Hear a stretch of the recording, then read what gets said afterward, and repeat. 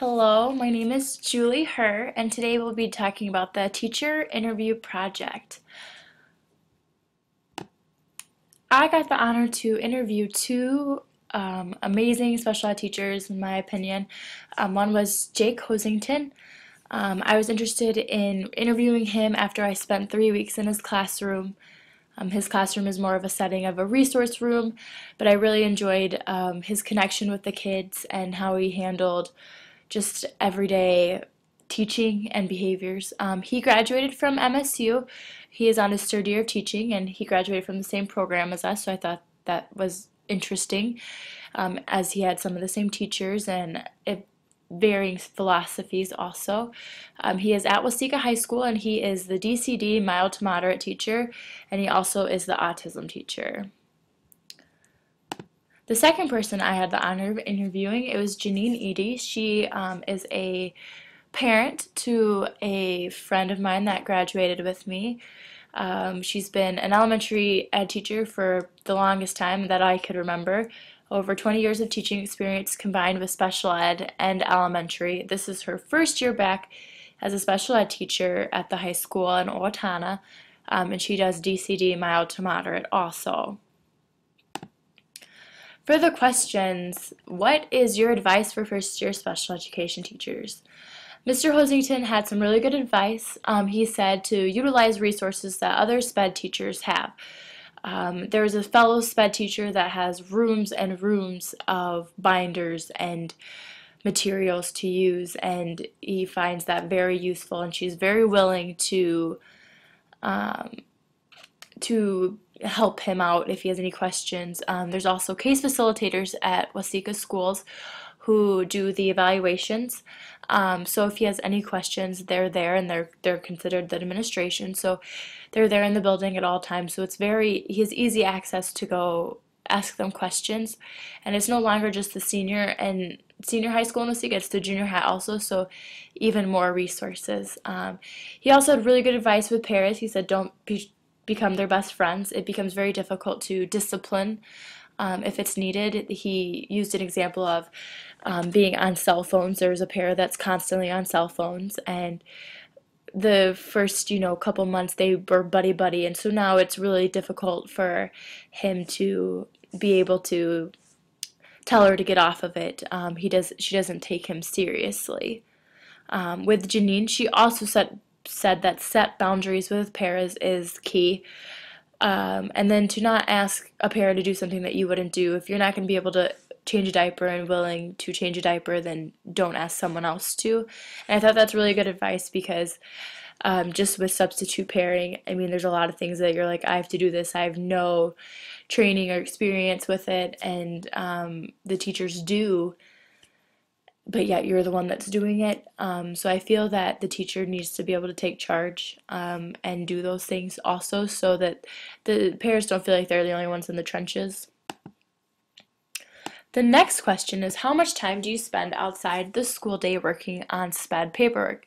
I really wanted to get to the meat of this question because I've heard varying answers from many people. And the paperwork varying from evaluations to IEPs, and then just their daily scheduling and classwork.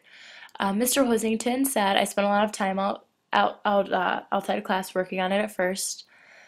His average IEP takes him about 8 hours. He says that utilizing time before and after school are key. And he is very lucky at Waseca to have a case facilitator who does all their evaluations for them and does the write-up, so that really saves on time. He does spend quite a bit of time at home working on things. He feels like he's a catch-all teacher. He does art and music and whatever else. So I mean, it's kind of gathering things also takes time. Janine says, I usually stay until 4:30 at night working on paperwork. She stays there just because she knows that she won't get it done at home. It does depend on the week. Sometimes she'll have a couple IEPs due, and then others she won't have anything. So she's been doing this for over 20 years. So time management is one of her strong suits. She said that is pretty much key, that when you're there and stuff, I mean, people are going to come in and talk to you and stuff. It's really just getting down to business when you are at the school.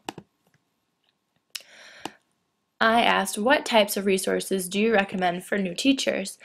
Boardmaker was a huge one that I saw in the classroom that worked very well. He used it as to help make schedulers along with like choice binders. So if a student, couldn't express what he wanted, he could pull that out, and he had just over 100 choices, and he had them in categories and things, and it really helped defuse situations. Janine said News to You is a great resource. It's puts articles into Boardmaker. It can also put Boardmaker as long and words. It can do varying settings as far as that goes, but that's something that the school has to pay for, and it's something that like Owatonna has.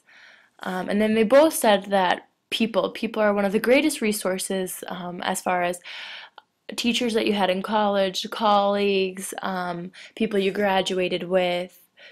And as far as that, people are sometimes your greatest ally in teaching and coming up with ideas if something doesn't work. How do you help a parent feel comfortable with you? This is one of my biggest things is I just want a parent to be able to express their needs and their wants for their child. They do know their child best, but how do you display that? How do you get that across to a parent? So Jake said, listen to what the parents are saying. Many times they feel angry because they feel no one is listening. I feel that is huge. I went to a couple IEP meetings and I saw that the parents were easily calmed by the fact that they knew that Mr. Hosington and the team were listening to their requests. As far as Janine said, she said, be yourself. Don't try to outsmart them. Don't use all these acronyms that they're not going to understand. Put them into terms that are easy and able to understand. Get them resources to help them better understand so that you're on the same page when you're talking about their child. All right, the next question. How do you plan for your day? Jake said it depends on what he was accomplished the day before, and I saw this in his classroom. Some days, if they had behaviors, they wouldn't get anything done in reading or math. Other days, they would exceed their expectation and get 3 chapters read and all these worksheets done. So he really did it on a day-to-day basis, and that even happened when I was trying to do my lesson. I didn't really know what I was doing until the day before. I mean, I made it up, but I feel that could, to me, is a little disorganized and could become frustrating at times.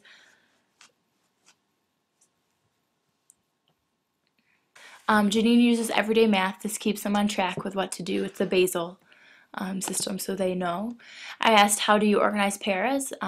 Jake and Janine kind of did it the same way. They sit down with other SPED teachers and look at what classes they have, who needs help, and who works best with who.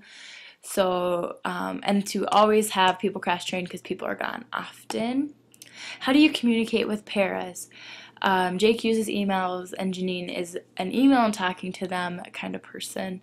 Says that talking to them sometimes is a better way to do it. And then how would you adjust to the lesson for students with varying disabilities? Stations were used in both classrooms along with varying materials at different ability levels for both classrooms. And then why do you want to become a special ed teacher?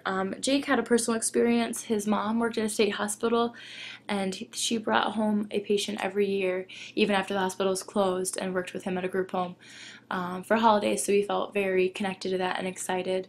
Janine just always knew she wanted to be a teacher, so she couldn't choose, so she went into both. Thank you.